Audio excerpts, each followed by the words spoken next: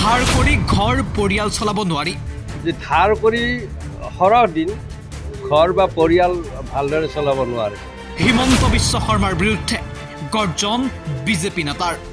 ৰাস্তা ঘাট পকীকৰণেই উন্নয়ন নুবুজায়।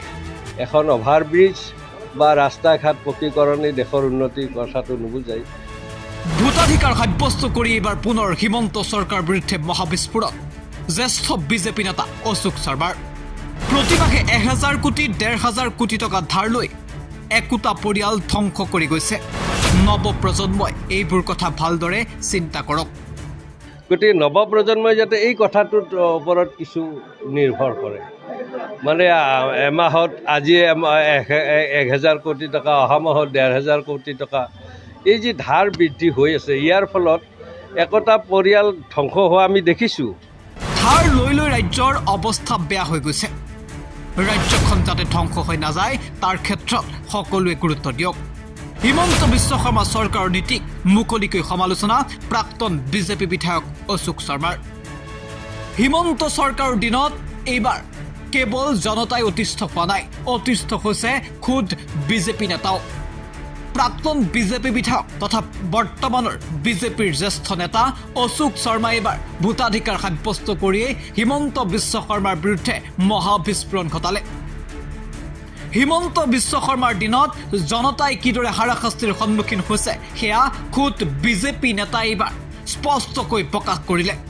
অশোক শৰ্মাৰ মতে ধাৰ কৰি ঘৰ পৰিয়াল চলাব নোৱাৰি। ৰাস্তা ঘাট পকীকৰণেই উন্নয়ন নুবুজায়।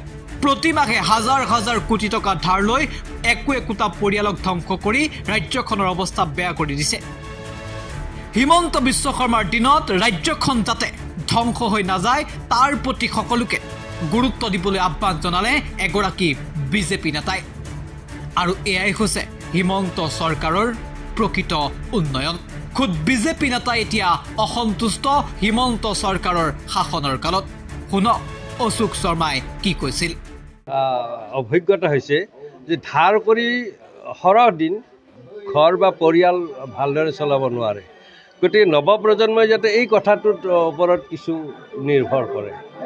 মানে এমাহত আজি 1000 কোটি টকা, অহা মাহত 1500 কোটি টকা, এই যি ধাৰ বৃদ্ধি হৈ আছে, ইয়াৰ ফলত একোটা পৰিয়াল ধ্বংস হোৱা আমি দেখিছোঁ।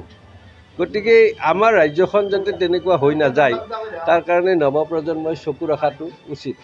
এখন অভাৰব্ৰিজ বা ৰাস্তা ঘাট পকীকৰণেই দেশৰ উন্নতিৰ কথাটো নুবুজায়।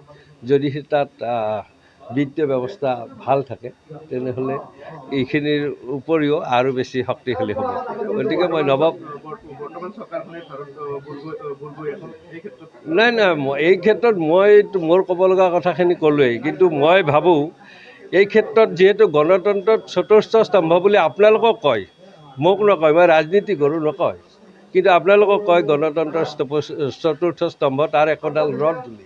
গতিকে এই কথাখিনি আপোনালোকে বিশ্লেষণ কৰি ৰাইজৰ মাজত আচলতে উলিয়াই দিব লাগে। কিন্তু আমি দেখিছোঁ সেইটোত ব্যৰ্থ হোৱা যেন আমাৰ অনুভৱ হৈছে। কাৰণ মাহে মাহে ইমান কোটি টকা ধাৰ লৈ আছে, সেইটোৰ ওপৰত বিশ্লেষণ এতিয়ালৈ হোৱা নাই।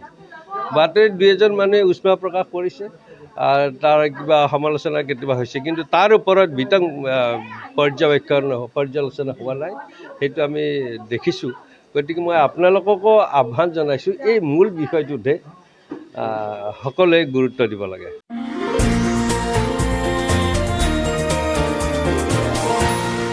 এনিটক্স, সোঁতৰ বিপৰীতে ৰাইজৰ স্বাৰ্থত।